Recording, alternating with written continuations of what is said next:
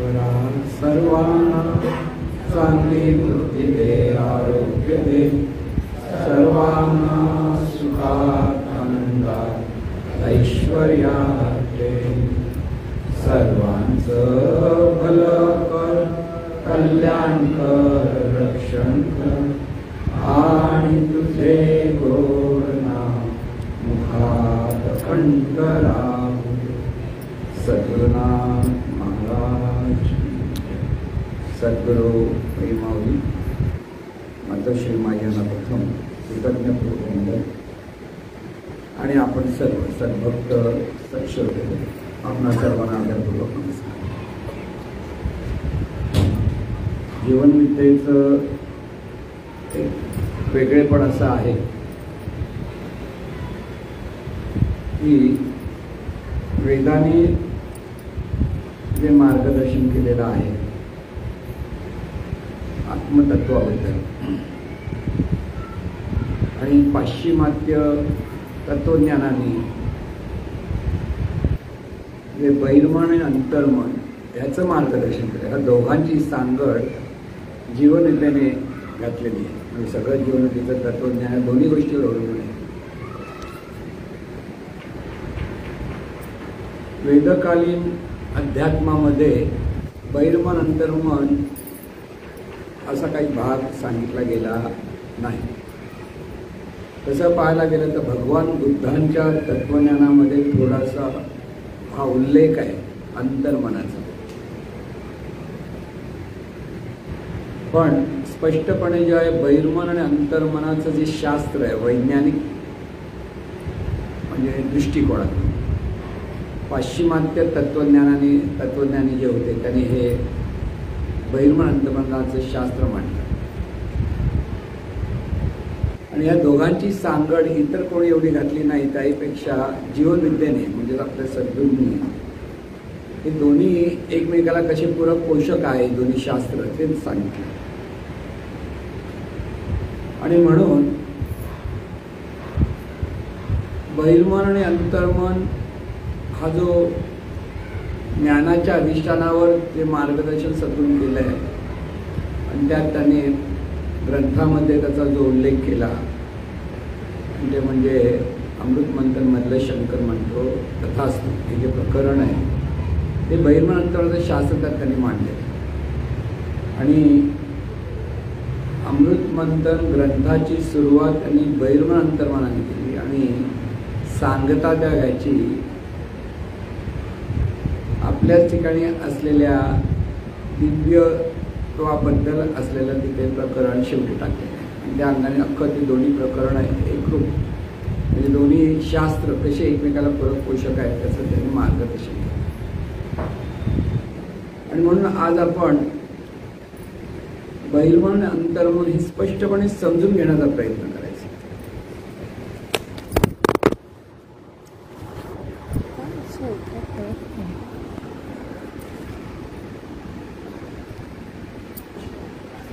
तर आपलं सगळं जीवन म्हणजे मनुष्याचं तसं बघायला सर्व प्राणी मानतात. आपण मनुष्याच्या जीवनाचा जर अभ्यास केला म्हणजे आपल्या जीवनाचा जर अभ्यास केला तर आपलं सगळं जीवन या शास्त्रावरच अवलंबून आहे. तसं पाहायला गेलं जर थोडंसं आपण साम्य कुठे आहे वेदकालीन आणि आताच्या शास्त्रामध्ये तर वेदकालीन जे तत्वज्ञान मांडलं गेलं त्यात ज्याला आत्मतत्व म्हटलं आहे तेच आत्मतत्व त्याचं जे सगळं कार्य आहे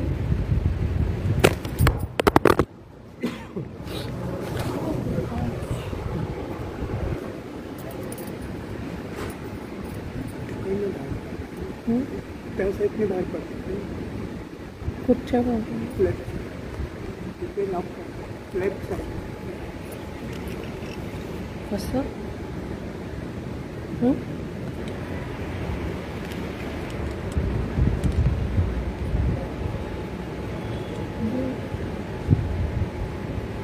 तर आत्मतत्वाचं जे कार्य आपण पाहिलं ते जे अंतर्मनाचं जे कार्य आहे ते त्याचं कार्य आहे असं थोडंसं लक्षात येईल. थोडंसं संपूर्णतः ते एकमेकांशी साम्य दाखवता येत नाही. पण आपलं जे जीवन चाललेलं आहे ते बहिर्मन अंतर्मन एकमेकाला ॲक्शन आणि रिॲक्शन या अंगांचे आपलं जीवन चाललेलं आहे. आपण लहानपणी जे जन्माला येतो ते सगळी मुलं म्हणून आपण जे जन्माला आलो प्रथम त्यावेळेला आपण ज्याला जाणीव म्हणतो त्या जाणीवेचं वर्णन जीवनविद्या करते की ते अमन आहे. अमन म्हणजे अबोध मन. हे जे अमन आहे म्हणजे ते कसलाही बोध नाही. म्हणजे आपण लहानपणी आपण कोण आहोत, आपलं नाव काय आहे, की आपण कुठून आलो, कसे आलो, काय करणार, काही माहिती. अत्यंत कोरं असं ते मन म्हणून त्याला अमन म्हटलं जातं. आणि ह्या अमनावरती आई वडील म्हणा की आजूबाजूचे जे लोक आहेत त्यांच्याद्वारे जे संस्कार होतात त्या बाळावर म्हणजे त्या अमनावर होतात. बाळाच्या ठिकाणी जे मन आहे त्याच्यातून अंतर्मन तयार होतं. अंतर्मनाची निर्मिती अशी मुळात ते अमन आहे. अमन म्हणजे तिथे प्रथम काही नसतं, कोरं मन आहे. पण तेच संस्काराने अंतर्मन होतं. आणि अंतर्मनात जे संस्कार आहेत ते संस्कार आपण जेव्हा जाणीवपूर्वक प्रकट करतो, जाणीवपूर्वक आपले विचार की आपला जो स्वभाव असं जे आपण सांगतो आहोत त्या जाणीवपूर्वक जे विचार उच्चार आचार आपल्याकडनं केले जातात त्याला बहिर्मन म्हणतात. आपण सतत जाणीवपूर्वक जे जे काही करत असतो ते करणारं आपलं बहिर्मन असतं. पण बहिर्मन हे अंतर्मनात असलेल्या संस्कारानुसार वागतं. उदाहरण दिलं की आपल्या लक्षात येईल. हिंदू कुटुंबामध्ये जन्माला आलेलं मूल आई वडिलांनी जर ते संस्कार जे केलेले आहेत मग सण साजरे करणं, देवपूजा करणं, अशा अनेक अंगाने जेव्हा जे संस्कार त्या अमनावर म्हणजे लहान मुलावर होतात आणि त्याच्यातून अंतर्मनामध्ये जे संस्कार होतात तर ते मूल स्वतःला हिंदू समजतं. लहानपणापासून सांग तू हिंदू आहेस, तू हिंदू आहेस, किंवा हिंदू आहेस म्हणून असं केलं पाहिजे, तसं केलं पाहिजे, असे सण साजरे केले पाहिजे, अशी देवपूजा केली पाहिजे, असं जे आपण म्हणत असतो ते हिंदू का की लहानपणापासून त्याच्यावर संस्कार झाले म्हणून तो हिंदू. एखादा मुस्लिम म्हटलं तर मुस्लिम का तर लहानपणापासून त्याच्यावर आई वडिलांनी जे संस्कार केले आहेत आणि त्या संस्कारातून ते मूल स्वतःला मी मुसलमान आहे समजतो. म्हणजे मुळात तो हिंदूही नसतो आणि मुसलमानही नसतो. एक कोणी हिंदी पिक्चरमधलं सुंदर गाणं होतं, तू हिंदू बनेगा न मुसलमान बनेगा, इंसान की औलाद है इंसान बनेगा. सुंदर गाणं आहे. म्हणजे माणसाचं मूळ तू आहेस म्हणून तू माणूस होणार आहेस. पण आपल्याला लहानपणापासून संस्कार की मी हिंदू आहे, हा मुसलमान आहे, तो आणखी पारशी आहे, तो ख्रिश्चन आहे. पण सगळे आहेत कोण? माणूस आहेत. पण हे संस्कार आपल्या म्हणून महाराज नेहमी म्हणायचे आपल्याला जी संस्कृती किंवा संस्कार आहेत तेच अनिष्ट आहेत. महाराज नेहमी म्हणते मुलं मोठी झाल्यानंतर माणसं मोठी भांडतात का, आरडाओरडा का करतात, द्वेष मत्सर का करतात. लहानपणी ज्याला आपण जन्माला आलो तिथे आपल्याकडे काही नव्हतं, द्वेष नव्हता, मत्सर नव्हता, काही नव्हतं. पण हे सगळं आलं कुठून? संस्कारातून आलं. लक्षात घ्या. म्हणजे आपलं जे जीवन घडतं कसं. आज आपण म्हणतो हा माणूस असा वागतो, तो माणूस तसा वागतो, कोणी चांगले वागतात म्हणतात, कोणतरी वाईट वागतात म्हणतात. हे सगळं जे होतं ते संस्कारातून होतं. म्हणून माणसाचं मूल हे माणूसच असतं. पण आजच्या ह्या वेगळ्या वेगळ्या धर्माच्या पगड्यामुळे काही माणसं हिंदू झाली, काही माणसं मुसलमान झाली, काही माणसं पारशी झाली, कोण ख्रिश्चन झाले, पण आपण माणूस आहोत कोण म्हणतच नाही. प्रत्येकाला आपण माणूस आहोत हे कळत नाही. किंबहुना माणूस हा दुय्यम झाला आणि हिंदू आहे प्रमुख झाला. मग गर्व से कहो हम हिंदू आहे, मग तो मुसलमान म्हणतो गर्व से कहो तो मुसलमान. आता गर्व से कहो म्हटलं तर काय, मग माझंच खरं तुझंच खरं असंच झालं शेवटी. आणि तिथे वादविवाद आला, एकमेकाला द्वेषमत्सर आला. म्हणजे जे धर्म सुख शांती समाधान देण्यासाठी त्या संस्थापकांनी निर्माण केले, तर संस्थापक गेले तसंच ती त्यांची भावना पण गेली आणि झाले कोण सगळे लढवय्ये तयार झाले. आमचा धर्म श्रेष्ठ आणि तुमचा. हे याला कारण का? अंतर्मन. अंतर्मन म्हणजे काय? आपल्यावर लहानपणापासून झालेले जे संस्कार आहेत, त्या संस्कारातून आपण अमुक धर्माचे, अमुक पंथाचे, अमुक जातीचे, जातीचा अभिमान आला, पंथाचा अभिमान आला. आता पंथाचा अभिमान हाही कुसंस्कार आहे.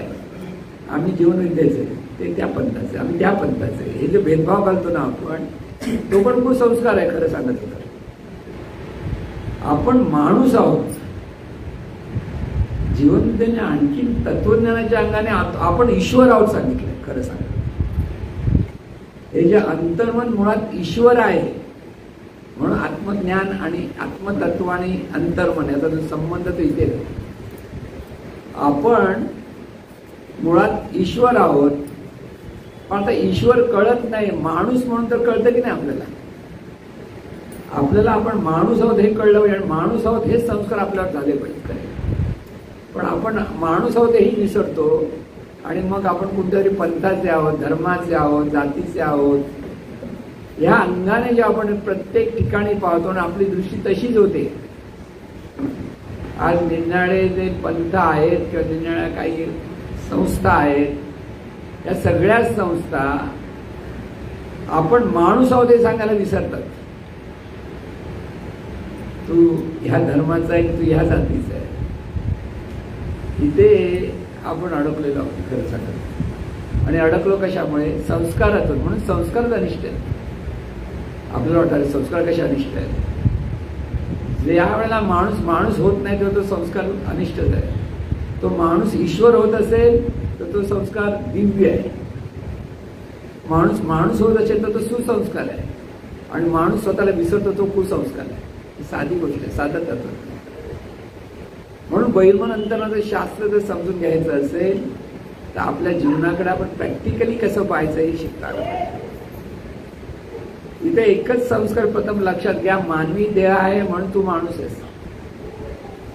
पण त्याही पलीकडे जर गेलास तर तू ईश्वर आहे. तू देहातून कार्यरत असलेली ईश्वरी शक्ती आहे. हे आत्मज्ञान आहे, त्याला दिव्य ज्ञान म्हणतो. पण प्रपंचामध्ये जर कमीत कमी ते नाही कळलं तरी चालेल, पण तू माणूस आहे हे तर कळलं पाहिजे. म्हणून माणसाने माणसाबरोबर माणसासारखं वागून परस्परांना सुखी करणं हाच खरा धर्म, हे जीवन ते ठासून सांगते. पण कोणाला कळत नाही. हाच खरा धर्म म्हणजे काय? तू माणूस आहे, हा मानव धर्म आहे. आपण गाणी पण छान म्हणतो, तुम्ही सुखाने जगा, इतरांना सुखाने जगू द्या, खरा धर्म सांगितलेले तत्वाने. फक्त ती गाण्यामध्ये राहतं. ज्यावेळेला तू आणि मी येतो त्यावेळेला सुखी दुखी बाजूला झालं. तुला कसं मी पाडेन आणि मी कसा वर डोक्यात चढून उभा राहील, हेच आपले संस्कार आहेत. हे संस्कार का लहानपणापासून ह्या अंतर्मनामध्ये हे संस्कार निर्माण झाले. म्हणून हे अंतर्मन जे आपण म्हणतो ते अंतर्मन म्हणजे आपलं मूळ स्वरूप आहे. आणि हे अंतर्मन मुळात ईश्वरासारखं आहे पण ईश्वर नाही, आज अशी त्याची स्थिती आहे. जीवनविद्येने जे तत्वज्ञान मांडलंय, सद्गुरूंचा जे सूक्ष्म जो अभ्यास आहे मानवी जीवनाच्या संदर्भात, तो इतका प्रॅक्टिकल आहे.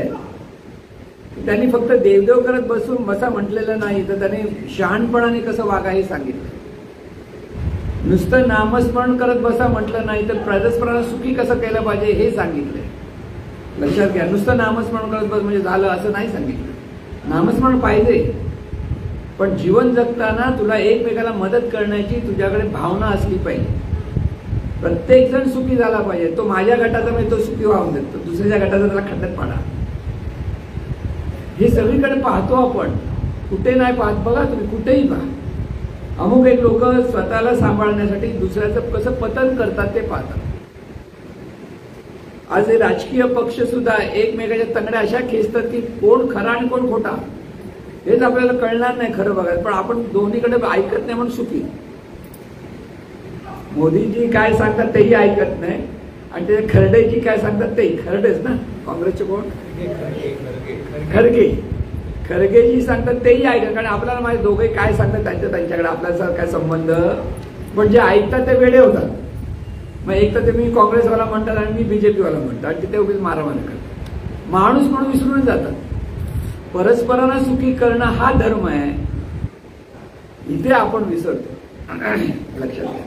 त्याला कारण आपल्या अंतर्मनामध्ये जे संस्कार झाले पाहिजेत ते संस्कार होत नाही. म्हणून प्रॅक्टिकली आपल्याला बहिर्मन अंतर्मन हे शास्त्र समजून घेणं फार महत्वाचं आहे. बऱ्याच लोकांनी अंतर्मन म्हणजे डोक्याला ताप येतो, काय सांगतात कळत नाही असं म्हणतो. पण संस्कार कळू देत आपल्याला तर कळेल. आपल्याकडे प्रॅक्टिकली आज द्वेष आहे, मत्सर आहे. आपली माणसं आपल्याला हवी आहेत, पण दुसरी आपल्या बरोबर जे नाही ती माणसं त्यांना कसं त्यांचं नाव खराब करायचं, कसं त्यांचं वाईट व्हावं हे पाहतो आपण.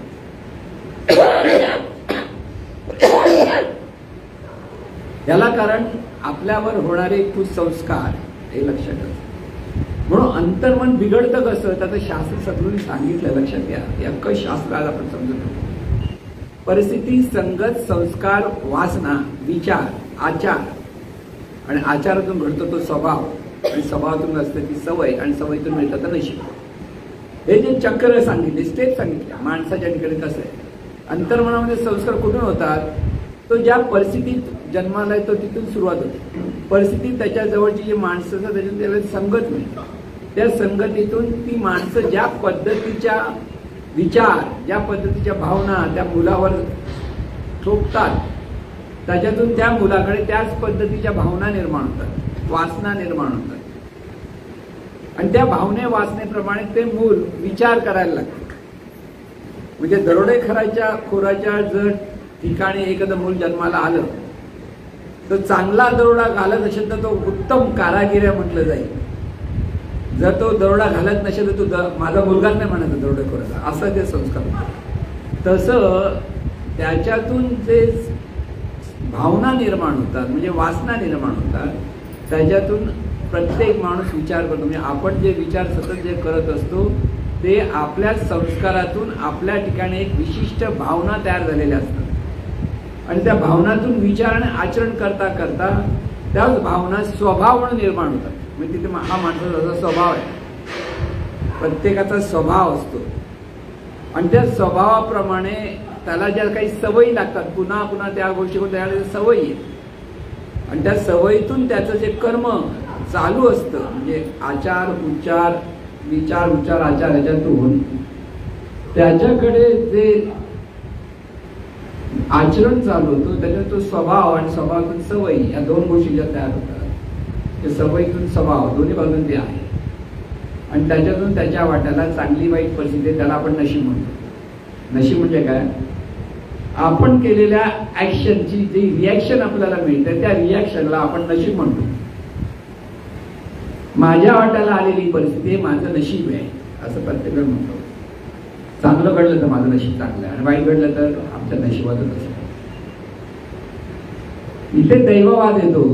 नशीब काय, आपण जे विचार करतो आहोत, आपण जे उच्चार करतो आहोत, आपण जे आचरण करतो आहोत, आपल्याला लागलेल्या ज्या सवयी आहेत आणि जो स्वभाव तयार झालेला आहे त्याच्यातून आपल्याला परिणाम रूपाने जे जे आपल्यासमोर परिस्थिती येते ते आपलं नशीब असतं. नशीब म्हणजे आपल्याच कर्माचा तो परिणाम असतो. आता हे आलं कुठून, अंतर्मनावर झालेल्या संस्कारातून आलं. बघा लक्षात, अंतर्मन आणि ही जी गोष्ट सांगितलं की कसं आपल्या ठिकाणी हे नशीब घडतं म्हणतो, ते नशीब घडतं ते असं. म्हणून लहानपणापासून आपल्या ह्या मनावर म्हणजे मुळात असतं ते अबोध मन असतं, म्हणजे अमन असतं, आणि त्या अमनावर जे संस्कार होतात त्याच्यातून आपलं अंतर्मन घडतं. आणि अंतर्मनात ज्या विशिष्ट भावना तयार होतात त्या भावनेच्या अधिष्ठानावर आपण जाणीवपूर्वक विचार करायला लागतो, जाणीवपूर्वक पाहतो, जाणीवपूर्वक ऐकतो, जाणीवपूर्वक काहीतरी समजून घेतो, आणि जाणीवपूर्वक आपलं बोलणं प्रत्येक वेळेला तिथे होत असतं. प्रत्येक गोष्ट आपण जे करतो ते अंतर्मनात ज्या भावना असतात त्याच्या अधिष्ठानावर होत असतात. आपण जे पाहतो त्याच्या मागे आपली काहीतरी अगोदर पाहण्याची भावना तयार झाली, त्या भावनेतून आपण पाहतो. एखादा माणूस पाहिला आणि त्याच्याबद्दल आपल्या मनात जर अनिष्ट भावना असतील तर आपल्याला तो माणूस तसाच दिसतो. चांगली भावना असेल तर त्या माणसाकडे पाहताना आपण आदरपूर्वक पाहू, प्रेमाने पाहू, आपलेपणाने पाहू. आपल्या मनामध्ये त्याच्याबद्दल जर अनिष्ट भावना असेल तर त्याच्याबद्दल आपल्या मनामध्ये अनिष्ट भाव असल्यामुळे त्याच्याबद्दल आपण चांगले विचार करत नाही किंवा चांगल्या भावना आपल्याला निर्माण होत नाही, त्याच्यापासून आपण लांब राहण्याचा प्रयत्न करतो. आता हे का होतं? अंतर्मनात असलेले संस्कार. म्हणून अंतर्मन संस्कृतीचं आणि विकृतीचं केंद्र आहे, दोन्ही आहे. अंतर्मनामध्ये कुसंस्कार झालं तर तिथे विकृती निर्माण होते, आणि अंतर्मनामध्ये सुसंस्कार झाले तर ते संस्कृती निर्माण होते. म्हणजे संस्कृती आणि विकृती हा जो प्रकार येतो, प्रत्येकाच्या ठिकाणी संस्कृती विकृती कमी जास्त प्रमाणात असते, आणि त्याच्यातून सगळं जीवन आपलं घडतं. म्हणून अंतर्मन काय तर आपल्या ठिकाणी असलेले जे संस्कार जिथे साठवले जातात त्याला अंतर्मन म्हणायला काही हरकत नाही, तेच अंतर्मन. संस्कारातून आपण सगळेजण जीवन. आपल्याला जी मातृभाषा जी सांगितली जाते, आपण म्हणतो मातृभाषा म्हणजे आईची भाषा, खरं नाही. मातृभाषा म्हणजे अंतर्मनाची जी भाषा असते ती मातृभाषा. जर एखादं मूल आई मराठी आई समोर जर गुजराती कुटुंबात वाढलं तर ती भाषा कोणती बोलणार? मराठी नाही बोलणार ना, गुजराती बोल. म्हणजे लहानपणापासून जी भाषा त्या अंतर्मनात संस्कारित होतात ती त्याची भाषा असते. म्हणून अंतर्मनात गुजराती त्या मुलाचं असेल तर त्याची मातृभाषा गुजराती ठरते.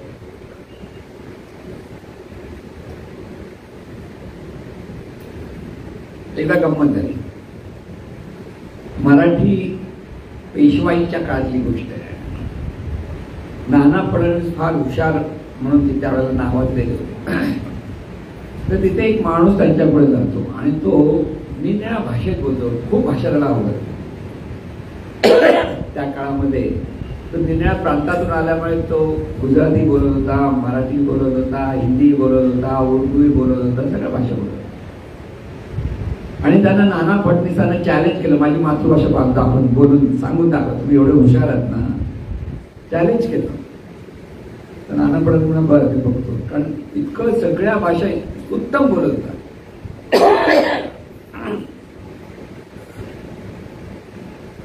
तर त्यांनी त्याला घरीच बोलवलं, घरी ये माझ्या, आणि चांगलं जेवायला घालत दिलं आणि झोपायची चांगली व्यवस्था केली. तो गाढ झोपला होता.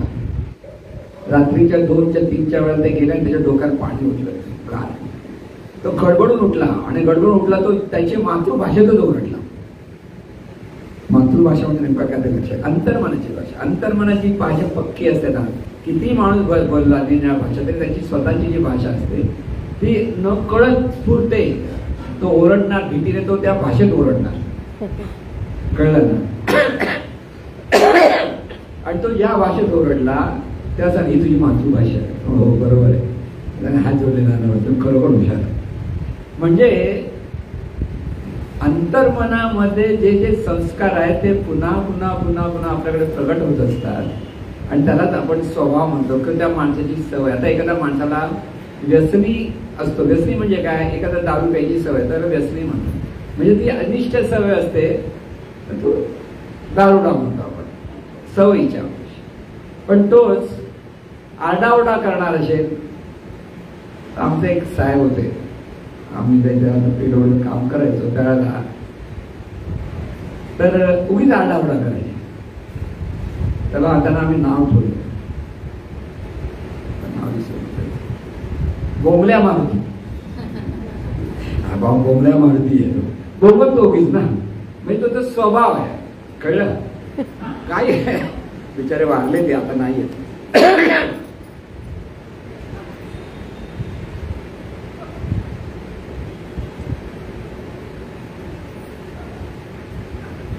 तर काही लोक आरडाओरडा करतात, ते बोंबल्या मारते. कळलं ना, मी असं आता बोंबाबोंब करू नका, लक्षात ठेवा, मी बोंबल्या मारते वगैरे ओरडायचो मला. तर माणसाचा स्वभाव जो म्हणतो ते पण त्याच्या मनात घडले जे संस्कार असतात त्याच्यातून होत असतात. माणसाच्या मनामध्ये जी भीती आहे ती सुद्धा अंतर्मनात असते. म्हणजे उपजत ज्ञान ज्याला आपण म्हणतो, आहार, निद्रा, भय आणि मैथुन, ही 4 उपजत ज्ञान आहेत खरी. म्हणजे लहान मूल जन्माला आल्यावर त्याला शिकवावं लागत नाही, बा तुला आता दूध प्यायला पाहिजे. आईच्या स्तनाकडे नेलं की बरोबर एकदा दोनदा चुकेल, पण नंतर ते एकदम आपोआप दूध प्यायला लागतं. प्राणी मात्रांची जी मुलं आहेत, पशु पक्ष्यांची मुलं आहेत, ती पण आपोआप खायला लागतात. त्यांना शिकवायला आता खा खा म्हणावं लागत नाही. झोप प्रत्येकाला ही हवीच असते. भय, भय याचा अर्थ आपल्या देहाची काळजी घेण्यासाठी असलेली प्रेरणा म्हणजे भय. लहान मुलाला कसला आवाज आला ते दचकतं, घाबरतं, ओरडतं, रडतं, कारण त्यावेळी ते भय ही प्रेरणा आहे.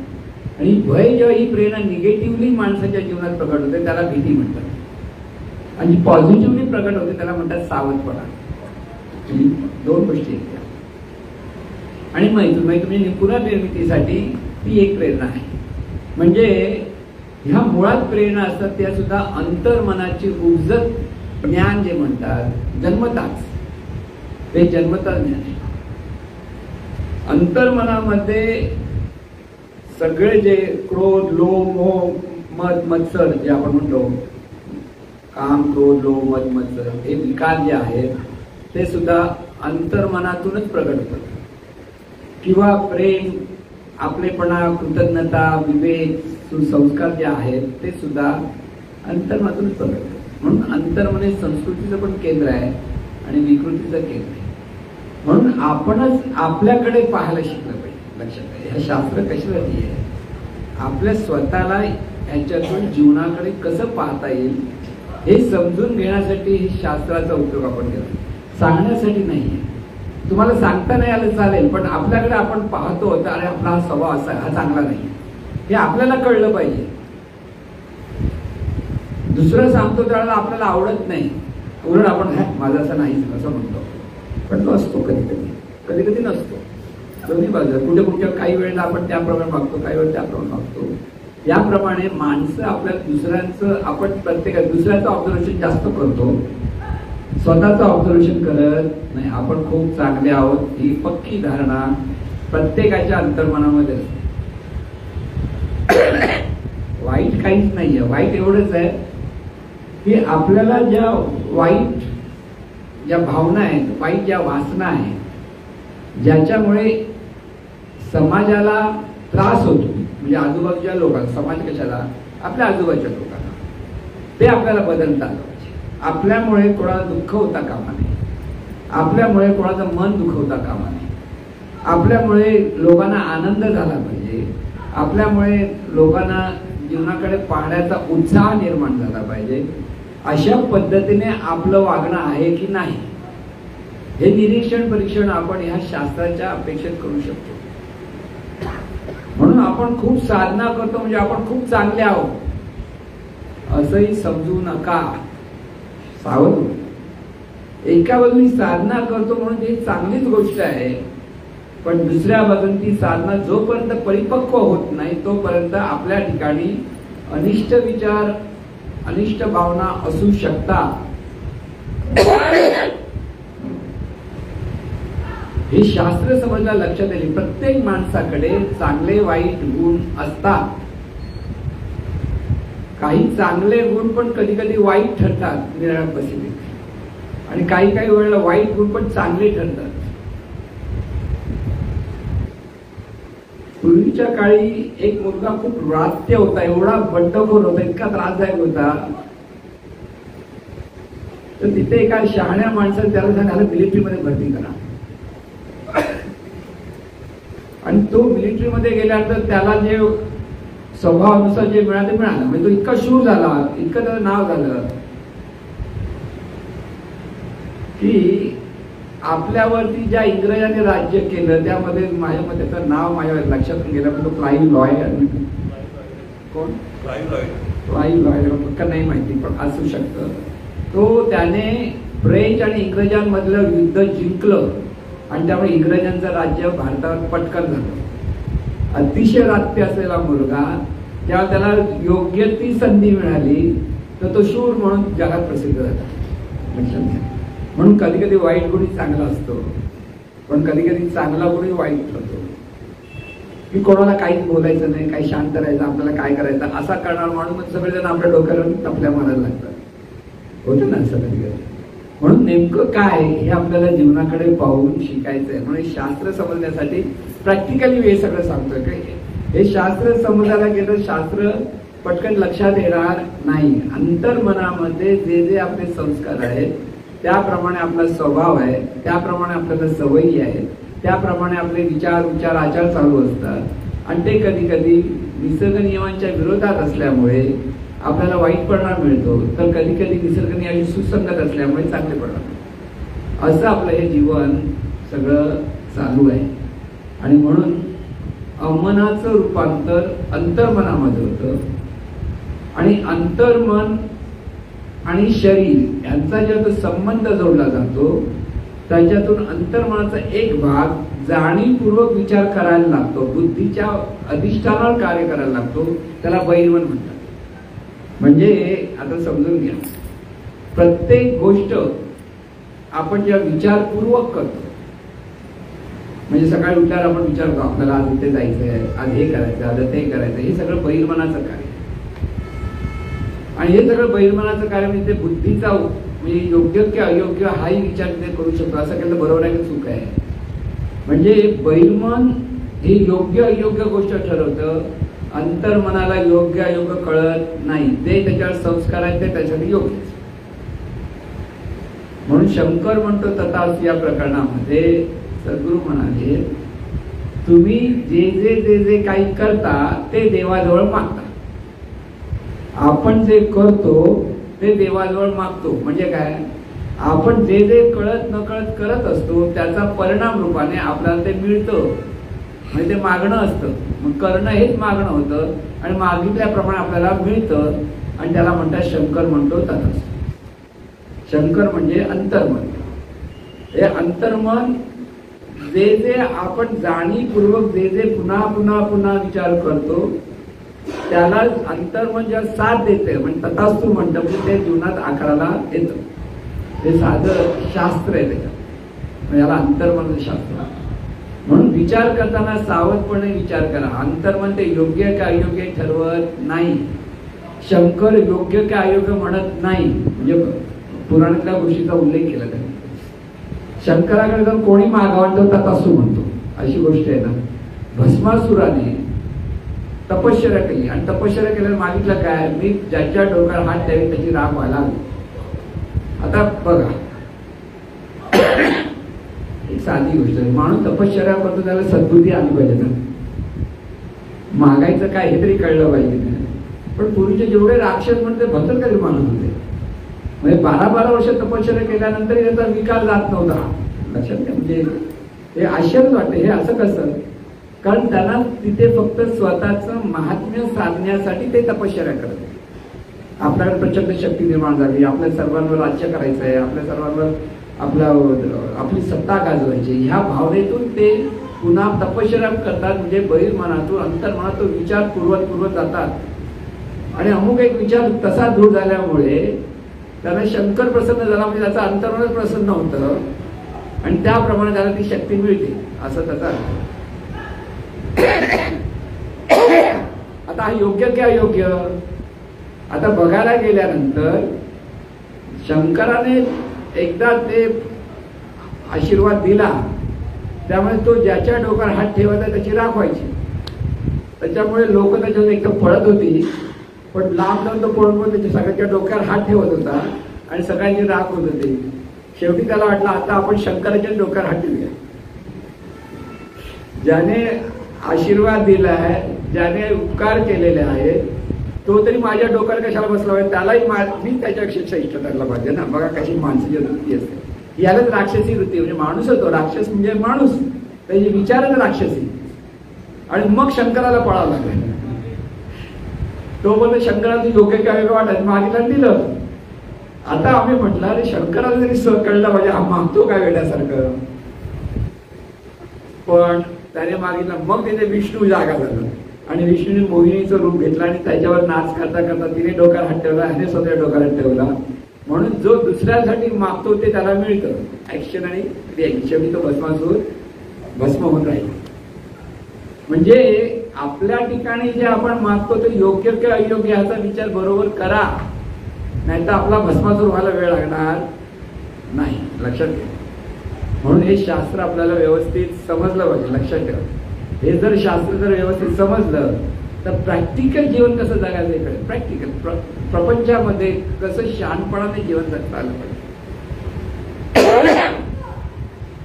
म्हणून अंतर्मनामध्ये चांगले संस्कार झाले पाहिजेत, ही पहिली गोष्ट लक्षात ठेवा. अंतर्मनामध्ये चांगले संस्कार होण्यासाठी बुद्धीचा वापर जाणीवपूर्वक चांगले संस्कार केले पाहिजे. जाणीवपूर्वक योग्य तेच संस्कार झाले पाहिजे.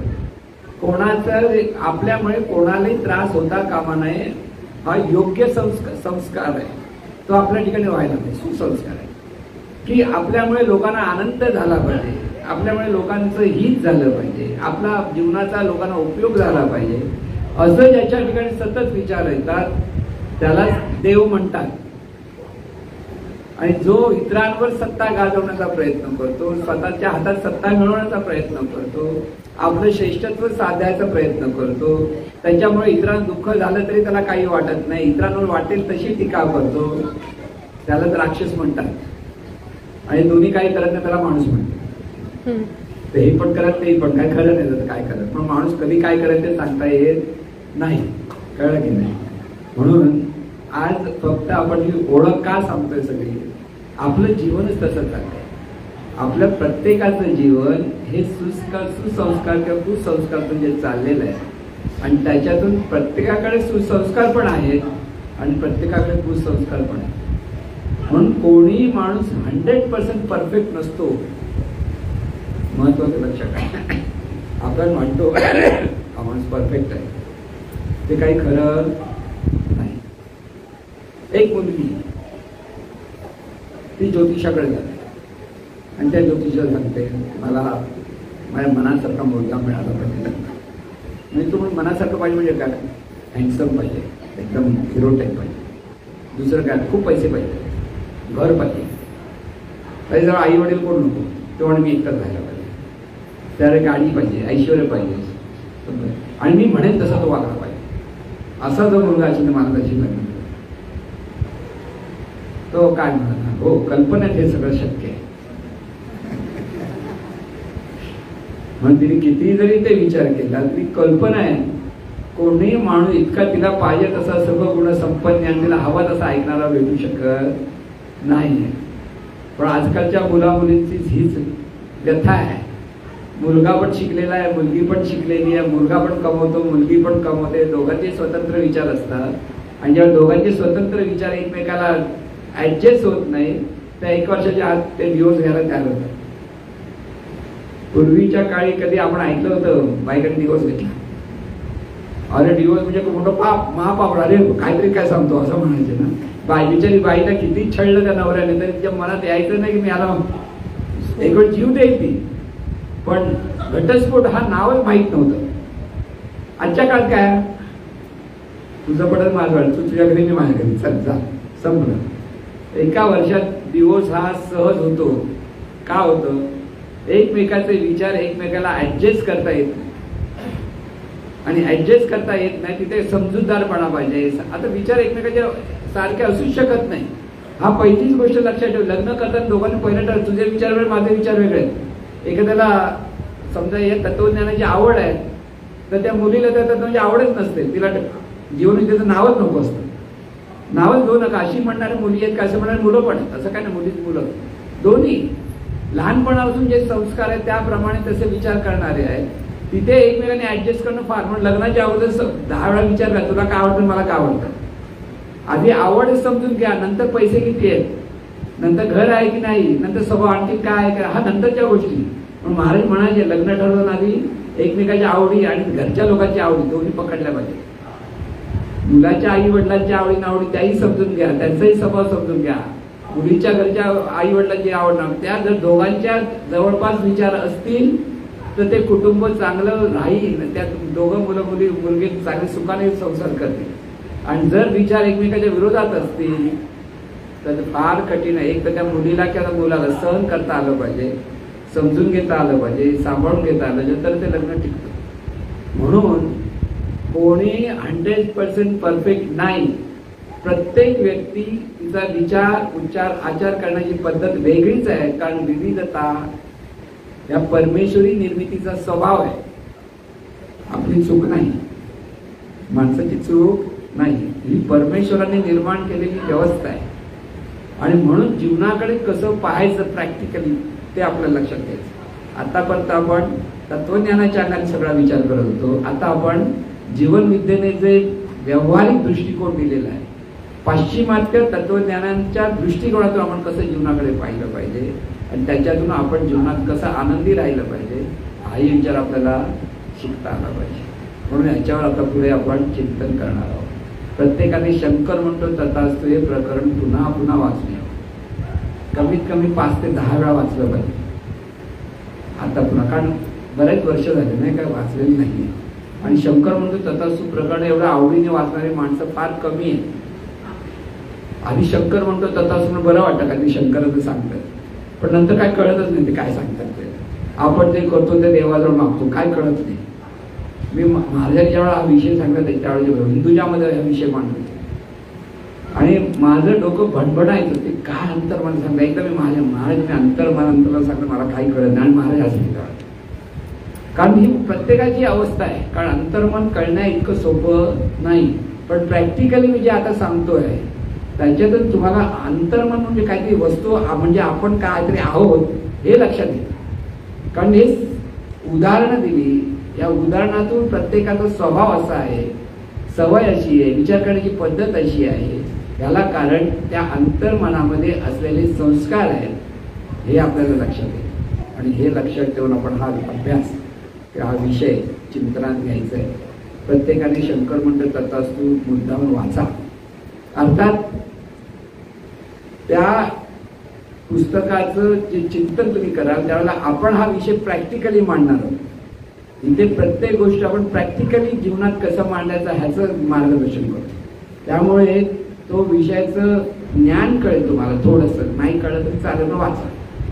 10 वेळा वाचला की थोडं थोडं आपल्या लक्षात येईल काय सांगतात महाराज. आणि मग आपण त्या विषयावर आणखी आणि वाचताना संपूर्ण वाचू नका. पहिले 2 पॅराग्राफ वाचा, 10 वेळा वाचा किंवा 3 पॅराग्राफ वाचा. आपण हळूहळू पुढे जातो, एकदम पटकन बरोबर नाही जाणार. कारण आपल्याला हा विषय व्यवस्थित समजून घ्यायचा आहे आणि त्याच्यातून हे बहिर्मन अंतराचे शास्त्र आपण समजून घेऊन आणखीन आपल्या ज्ञानात भर घालायची की त्याच्यातून आपण जीवनाकडे कसं पाहायचं ते आपल्याला कळेल. आणि हे सर्व आपल्याला आत्मसात हो ही सद्गुरूंची प्रार्थना. हे ईश्वरा सर्वांना चांगली बुद्धी दे, आरोग्य दे, सर्वांना सुखात आनंदात ऐश्वर्यात दे. सर्वांचं भलं कर, कल्याण कर, रक्षण कर आणि तुझे गोड नाम मुखात खंड राहू दे. सद्गुरुनाथ